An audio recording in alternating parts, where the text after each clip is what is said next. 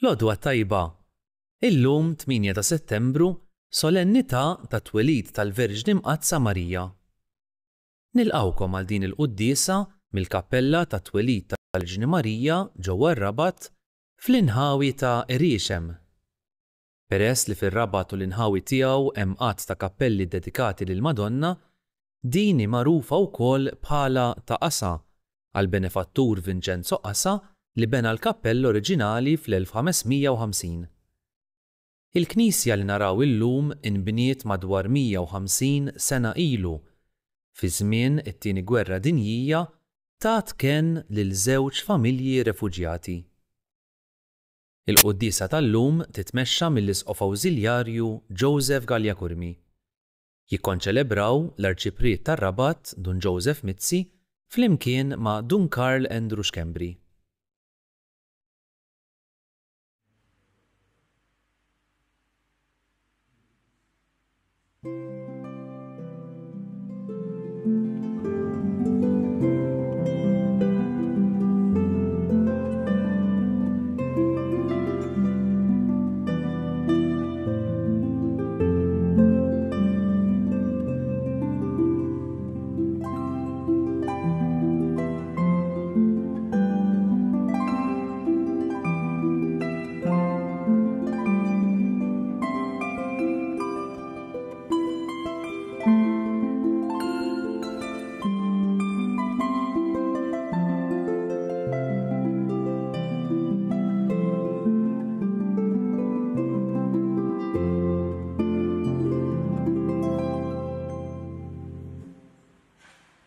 Fl-isem tal-Missier u tal-Iben u tal-Ispirtu Santu. Amen. Il-paċi magħkom. U miegħek ukoll. Qegħdin hawnhekk din il-kappella iddedikata lit-twelid tal-Verġni Marija propju meta nċelebraw is-solennità tat-twelid tal-Madonna. Hawnhekk qegħdin ir-Rabat, insellem l-Arċipriet, Kanku Ġew Mizzi, is-Sindku, lilkom il-koll preżenti hawnhekk, kif ukoll lilkom qed issegwuna permezz tat-televiżjoni u midja soċjali. Nistedinkom biex illum niċċelebraw din il-festa kbira li hija festa għall-Knisja kollha fid-dinja, imma sinifikat speċjali wkoll għalina għaliex niċċelebraw illum il-Vitorja. Biex nistgħu niċċelebraw kif jixraq din il-quddiesa ħuti ejjew narfu ħtijietna u nitolbu maħfra tagħhom mill-Alla.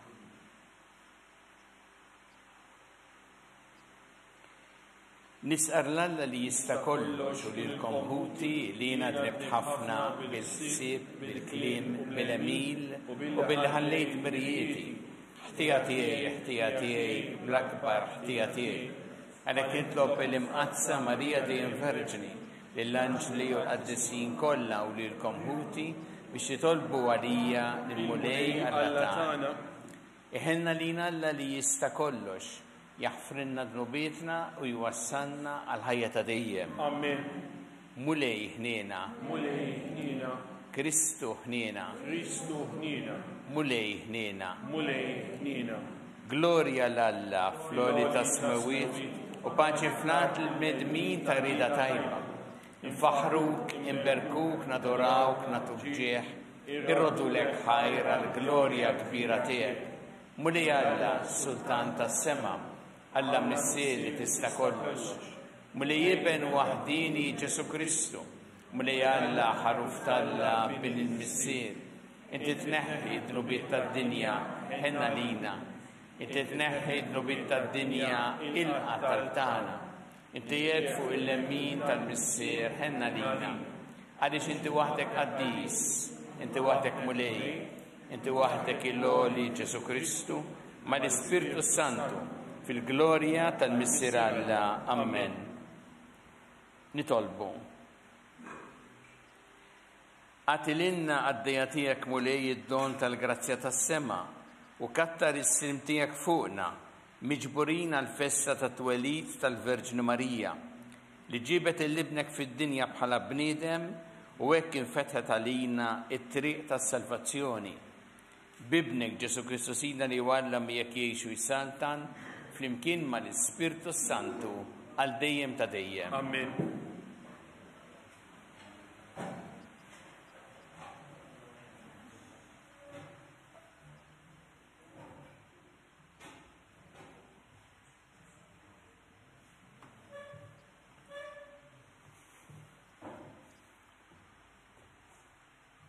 Qari mill-ktieb tal-profeta Mikea.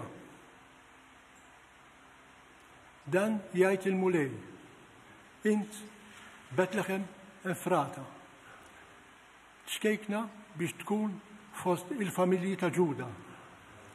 Minnek għad joħroġ dak li jkun ħakem f'Iżrael.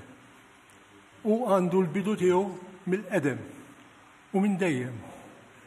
Għalhekk il-mulej li tlaħħom ma teħles dik li tiġi fil-ħlas. Imbagħad il-bqija ta' ħutu jerġu lura fost uliet Iżrael u joqgħod jira l-merħla tiegħu bil-qawwa tal-mulej fis-seħħ ta' isem il-mulej Alla tiegħu.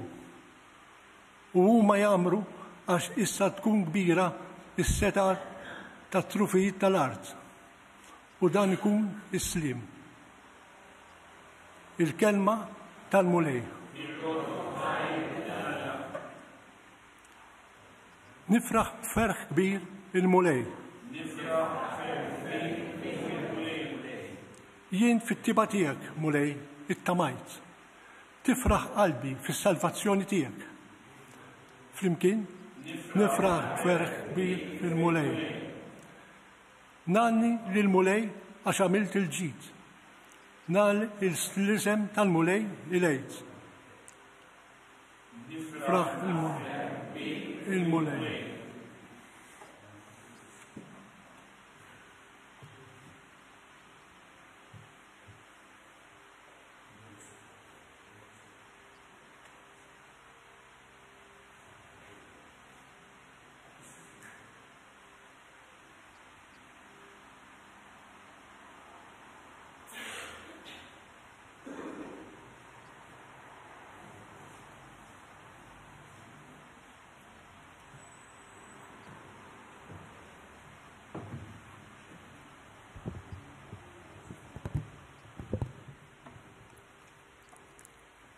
Qari mill-littra ta' San Pawlo Apostlu lir-Rumani.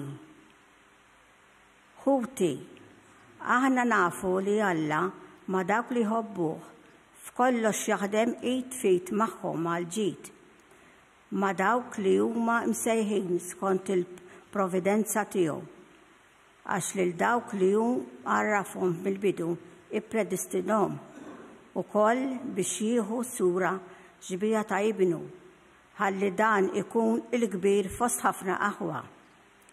Lil dawk li perseverittom sejħilhom ukoll.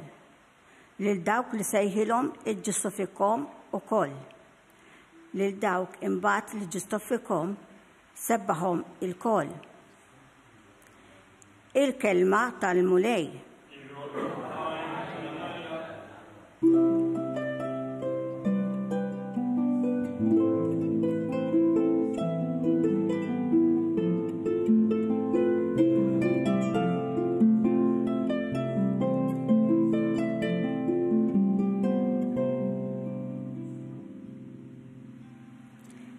Ħinja int veġn mqazza Marija u tassew jistħoqlok kull tifħir.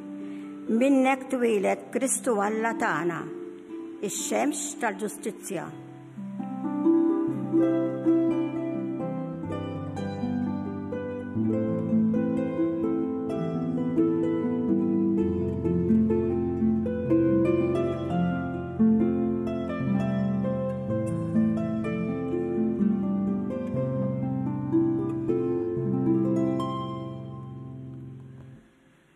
Il-mulej ma'kom qari mill-Evanġelju ta' San Mattew. Ktieb in-nisel ta' Ġesu Kristu bin David bin Abram. Abram nissel Iżak, Iżak nissel il-Ġakob, Ġakob nissel il-Ġuda u l-Ħutu. Ġuda nissel il-Fares u l-Zaraħ minn Tamar. Fares nissel il-Hesron, Hesron nissel il-Aram, Aram nissel il-Aminadab, Aminadab nissel il-Naħson, Naħson nissel il-Salmon, Salmon nissel il-Boaz minn Rahib, Boaz nissel il-Lobet minn Rut, Obed nissel il-Jesse. Jesse nissel il-Sultan David,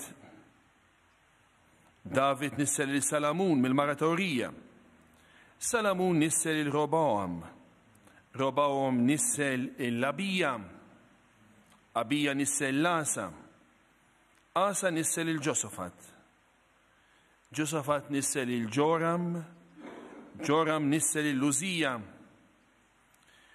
Uzija nissel il-Jotam, Jotam nissel l-Ahas, Ahas nissel il-Hezekija, Hezekija nissel il-Manasse, Manasse nissel il-Amon, Amon nissel il-Ġozija, Ġozija nissel il-Ġekonija u l-Ħutu, kien żmien l-eżilju f'Babel. Wara l-eżilju f'Babel, Ġekonija nissel il-Salatjel, Salatjel nissel il-Zorobabel, Zorobabel nissel il-Abihud, Abihud nissel il-Eljakim, Eljakim nissel il-Lazor, Azor nissel il-Sadok, Sadok nissel il-Akim, Akim nissel il-Elihud, Elihud nissel il-Elazar, Elazar nissel il-Mattan, Mattan nissel il-Ġakob, Ġakob nissel il-Ġuseppi, ir-raġel ta' Marija, illi minna twieled Ġesu li sejħulu Kristu. It-nissil ta' Ġesu Kristu sarek. Ommu Marija wara li tarset ma' Ġuseppi, qabel ma marru joqogħdu flimkien, ħarġet ilha bil-ħidma tal-Ispiritu Santu. Żewġa Ġuseppi, li kien raġel ġust u li ma rridx ixandara quddiem kulħadd, għamel frasu li jibata bil-moħħbi tan-nies. Wara li qataħħa illi għamel hekk, derlu anġlu tal-mulej fil-ħolm u qallu: Ġuseppi bin David, la tibżax tilqa' għandek il-Marija b'martek, għax dak li tnissel fiha ġie bil-ħidma tal-Ispiritu Santu. I kollha iben u inti semmih Ġesu, għax hu jsalva il-poplu tiegħu minn dnubietom. Dan kollu ġara biex iseħħ dak li kien qal il-mulej permezz tal-profeta meta qal: ara ix-xebba tnissel u jkollha iben u jsemmuh Immanuel, li bil-sinna jfisser Alla magħna. Il-kelma tal-mulej.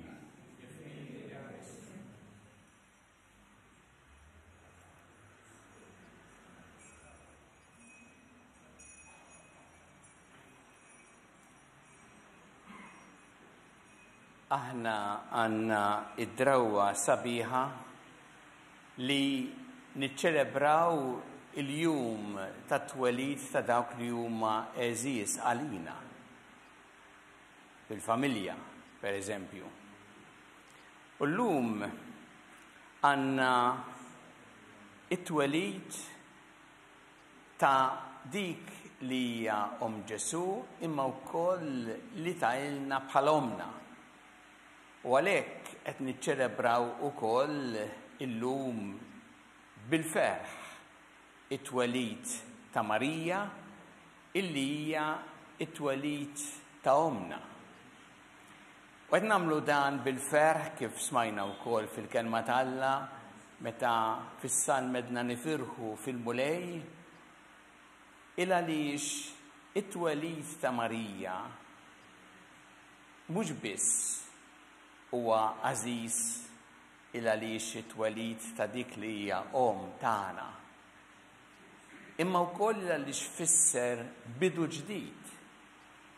Fisser tama ġdida għal poplu u għad-dinja kollha. U għalhekk illum hija festa kbira fil-Knisja kollha.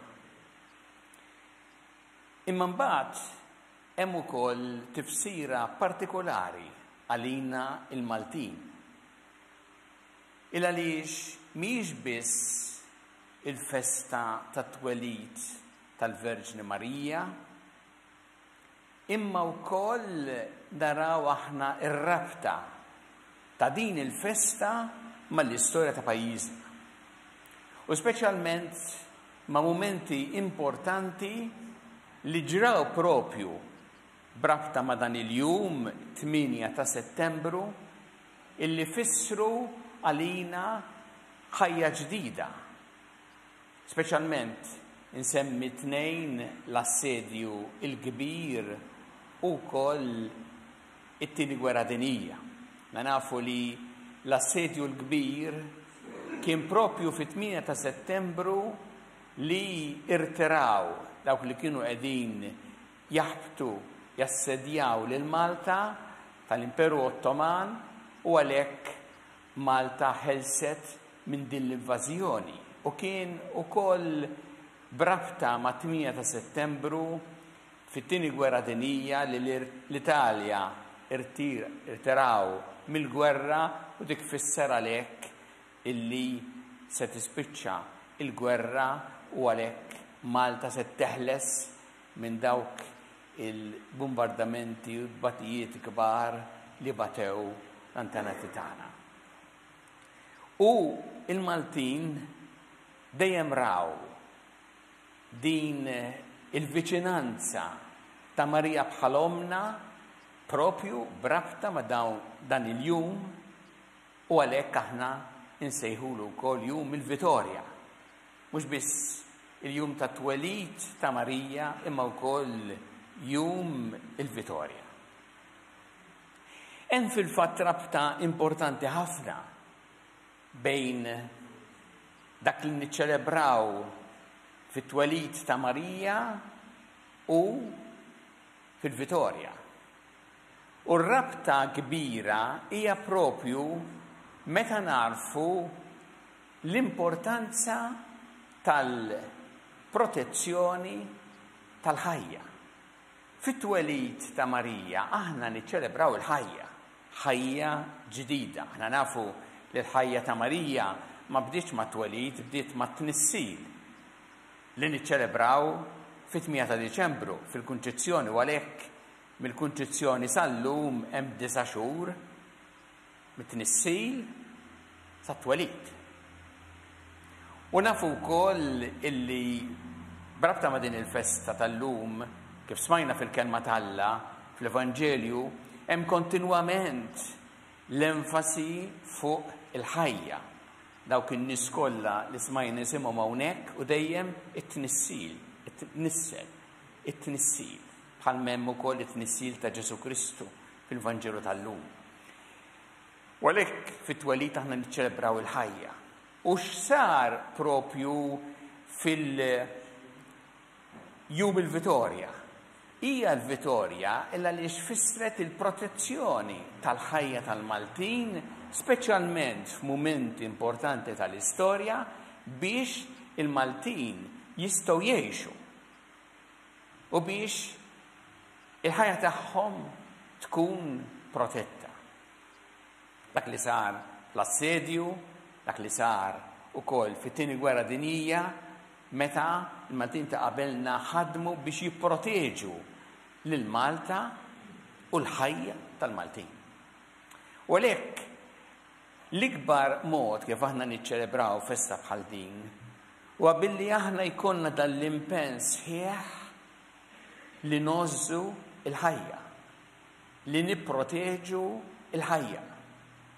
U meta ngħidu hekk nafu li mhix xi ħaġa din sempliċement ta' diskors imma ta' fatti, ta' għażliet li rridu nagħmlu kuljum fil-ħajja tagħna. Aħna nafu kemm importanti li aħna nipproteġu l-ħajja mill-ewwel mument ta' tnissil tagħha fejn diġà hemm ħajja umana. Tant tisma' min anke llum jitkellem fuq pereżempju ishom ftit ċelloli hemmhekk ma jiswew xejn. Aħna nafu li f'dawk iċ-ċelloli hemm ħajja umana ġdida.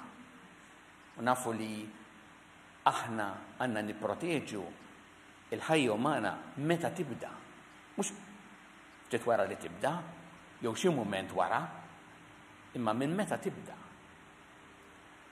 U sa tmiem tagħha, sa tmiem naturali tagħha, dik il-protezzjoni sabiħa tal-ħajja tal-bniedem li aħna għandu jkollna f'qalbna li l-ħajja tiswa. Jieta minni, anke ta' minn dibati, jiena naf li jsegwu din permezz tat-televiżjoni, il-medja soċjali jsegwu din il-quddiesa diversi nies li għaddejjin minn dbatija, kemm Malta kif ukoll barra minn Malta, li qegħdin morda, li qegħdin l-isptar, jew li qegħdin ukoll f'mument kritiku fil-ħajja tagħhom, fis-saħħa tagħhom. Imma li rridu nwasslu huwa il-ħajja tiegħek tiswa, għandha valur sal-aħħar. U aħna rridu nipproteġu il-ħajja sal-aħħar. Imma wkoll mhux biss il-bidu u tmiem, imma f'kull waqt tagħha. U għalhekk l-għażliet li nagħmlu fil-ħajja tagħna għandhom ikunu tassew li jipproteġu l-ħajja. Qed ngħid pereżempju il-mod kif insuq, bil-mod kif nieħdu ssib l-ambjent, għax il-ħolqien hekk ifisser il-ħajja tal-bniedem. Billi inwarbu dak kollu illi jfixkel il-ħajja bħalmu pereżempju bħalmu ma' drogi. Id-droga hija l-erda tal-ħajja, ta' żgħażagħ, ta' kbar, ta' familji u tfisser erda fis-soċjetà. Hemm tant għażliet li rridu nagħmlu fil-ħajja tagħna, anke billi nieħdu ħsieb is-saħħa u l-ħajja tal-ħaddiema, il-postijiet tax-xogħol. Jekk naħsbu ftit, dak li għandu jiggwidana għandu jkun dejjem din il-protezzjoni tal-ħajja. U żgur illi fil-festa tat-twelid tal-Verġni Marija meta niċċelebraw din il-ħajja ġdida li deret fostna li tant tfissret ġid, huwa dan l-impenn li għandna nieħdu li tant jgħinna fil-ħajja tagħna personali fis-soċjetà Maltija. U Marija mbagħad tfakkarna mhux biss li proteġu l-ħajja ma kif ngħixuha. Kemm hu sabiħ meta nħarsu lejn Marija u naraw ir-rebħa tal-imħabba fuq il-mibeda, tal-umiltà fuq il-gburija, tal-grazzja fuq id-dnub, tal-qadi fuq l-egoizmu. Kemm hu sabiħ meta nħarsu lejha u nieħdu dawn l-eżempji sbieħ għall-ħajja tagħna fejn narfu li r-rebħa veru tal-ħajja tagħna mhux meta aħna nintelqu mal-kurrent jew nfittxu lil nfusna, imma meta nażlu dak li hu tajjeb, ir-rebħa tas-sewwa tat-tajjeb fuq il-ħażin. U kull darba li aħna nagħmlu din l-għażla, qed nagħmlu l-għażla li għamlet Marija fil-ħajja tagħha, qed nagħmlu l-għażla li tassew iġġibilna f'qalbna il-paċi u l-ferħ. Nixtieq illum li nitolbu għalina l-koll, nitolbu għall-familji tagħna, speċjalment għal dawk li għaddejjin minn tbatija, nitolbu anki għal pajjiżna dan il-jum nazzjonali li huwa hekk importanti. U nitolbu biex aħna narfu f'Marija dik li tatina l-identità tagħna bħala Maltin, il-valuri sbieħ li jiffurmaw l-identità tagħna bħala Maltin. U speċjalment li narfu fit-twelid ta' Marija llum nimpenjaw ruħna tassew biex nożżu il-ħajja bl-imħabba.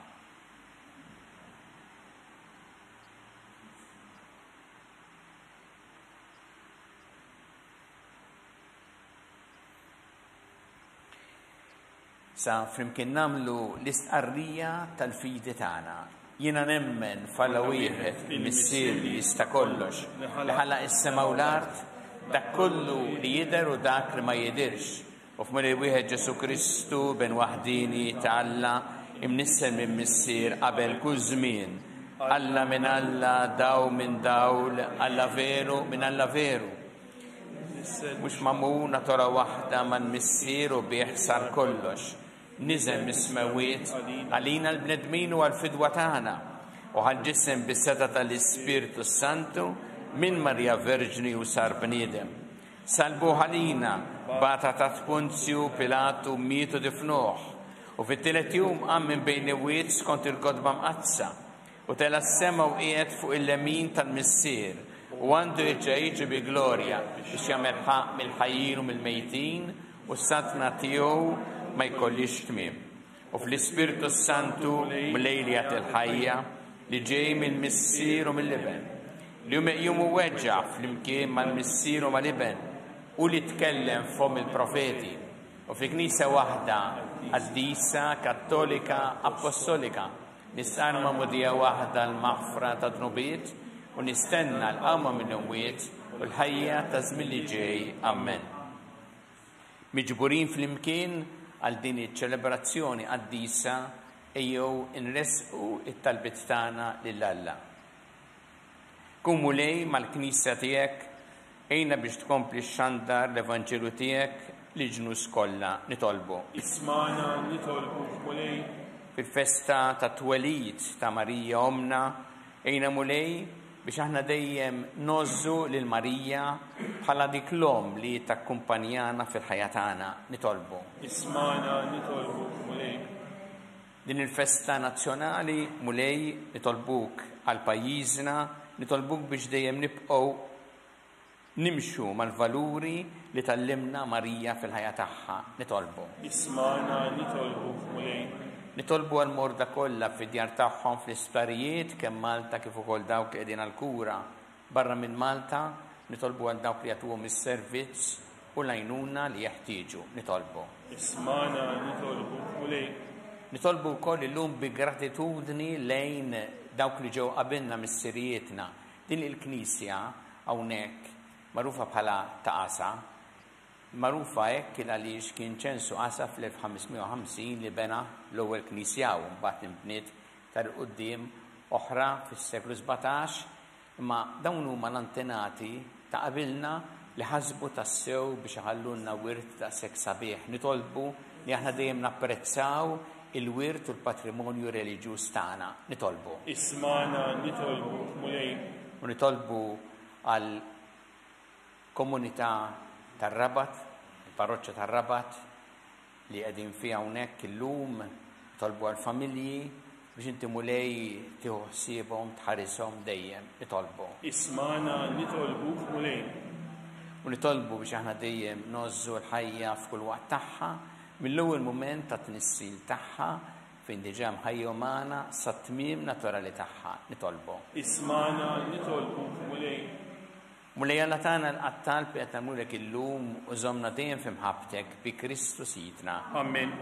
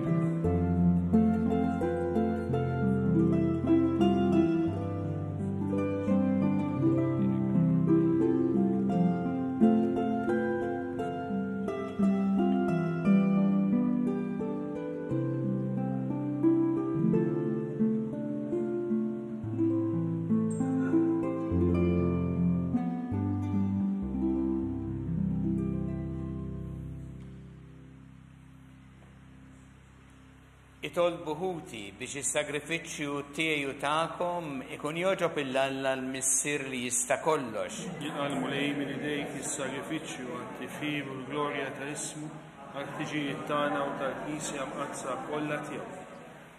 Nitolbuk mulej li konna l-għajnuna ta' ibnek il-waħdini mamul bniedem biex hu li twilet minn verġni bla ma naqqas iżda qaddes iġbubija ta' ommu inaddafna miħtijietna u jagħmel l-offerta tagħna tkun toġbok u li jgħixu jissaltan għal dejjem ta' dejjem. Amen.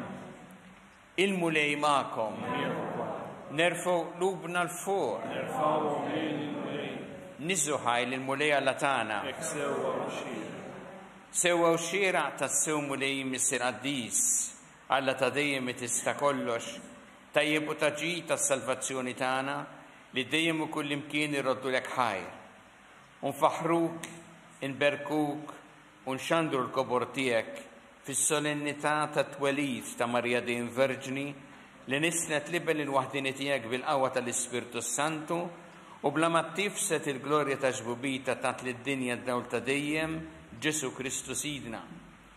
Bih faħru l-kobor tiegħek l-anġli imuk id-dominazzjonijiet jitredu qudiemek is-setat. Il-kol ferħana jfaħruk is-smawiet ma' s-serafinu l-qawwiet tas-sema. Flimkien ma tagħhom inqa' nitolbuk it-tifħir tagħna waqt li bil-qima intennulek. Qaddis, Qaddis, Qaddis, mulejjajna tal-iżewġ, is-smawiet u l-art mimlija bil-glorja tiegħek.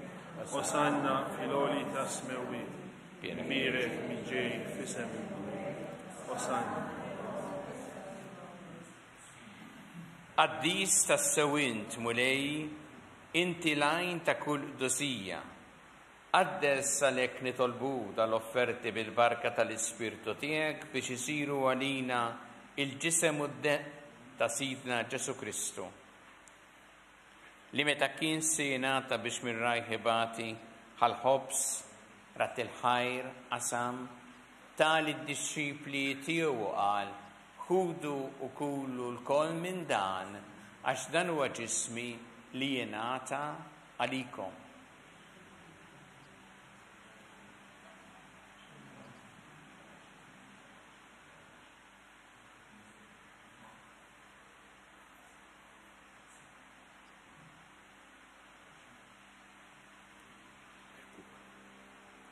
Ekku kol wara li klaħħa il-kalċi reġarat il-ħajr tali d-disċipli tiegħu qal ħudu u jxorbu minnu l-koll għax dan huwa l-kalċi ta' demmi tal-patt il-ġdid li jibqa' l-dejjem.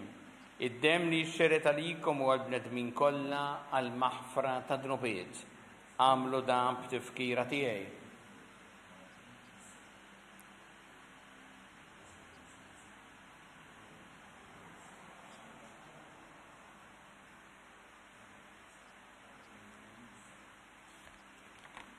Danu il-misteru tal-fidi. Inħabru l-mewt tiegħek mulej, inxandru bil-ferħ il-qawmin tiegħek, nistennew sa ma tiġi fil-glorja.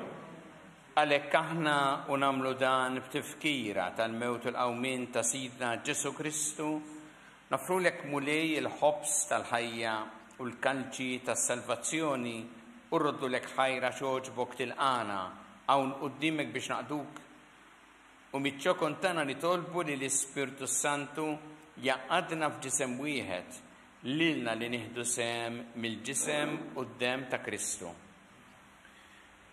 Ftakar mulej fil-Knisja tiegħek imxerda mad-dinja kollha u wettaqa' fl-imħabba flimkien mal-Papa Iljun, mal-Isqof tagħna Charles, mal-Isqof Joseph li tgħinu u mal-Ministri tiegħek kollha. Ftakar ukoll fħutna li raqdu bit-tama tal-qawmin. Ftakar fil-mejtin kollha daħħalhom quddiemek fid-dawl tas-sebħ tiegħek.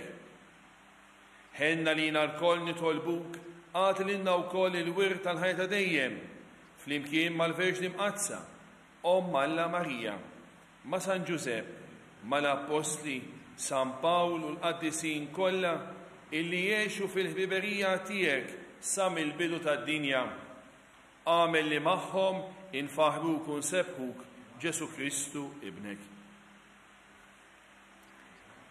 Bi Kristu, ma Kristu, fi Kristu, jena talilek Alla missi li tista kollox, flimkien ma l-Ispirtu Santu kull ġieħu glorja għal dejjem ta' dejjem. Amen. Eju flimkien nitolbu it-talba li għallimna Ġesu li rrid nitolbu bħala wlied tal-istess missier tagħna. Missierna li jinti fis-smawiet, jitqaddes ismek, tiġi saltnatek, ikun li trid int kif fis-sema hekk da fl-art. Ħobżna ta' kuljum matina llum, aħfrinna d-dobietna bħalma naħfru minnu ħati għalina u la daħħannix fit-tiġrib, iżeħlisna mid-deni. Eħlisna nitolbuk mulej minn kull deni, għatina fit-tjieba u ħnina tijak il-paċi fi żmienna biex inkunu ħilsa dejjem mid-dnub u mħarsa minn kull inkwiet. Aħna u nistennew u nittamaw lena u l-miġja tas Salvatur tagħna Ġesu Kristu. Għax tiegħek hija s-saltna, qawwa u l-glorja għal dejjem. Muni Ġesu Kristu li qed l-apostli tiegħek inħallilkom is-sliem, nagħtikom is-sliem tiegħi. La tħares lejn dnubietna, iżda ħares lejn il-fidi tal-Knisja tiegħek, għatija s-sliem u l-għaqda li jien trid fiha. Int li tgħixu s-saltan għal dejjem ta' dejjem. Amen. Il-paċi tal-mulej tkun dejjem magħkom. Miegħek ukoll. Natu il-paċi li xulxin.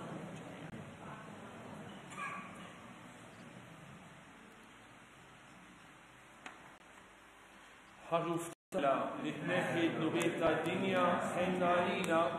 Ħaruf Talla li tneħħi d-nubiet tad-dinja ħenna għalina. Ħaruf Talla li tneħħi d-nubiet tad-dinja għatina il-paċi.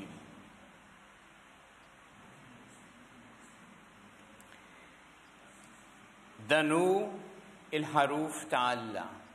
Danu li neħħi d-nubiet tad-dinja.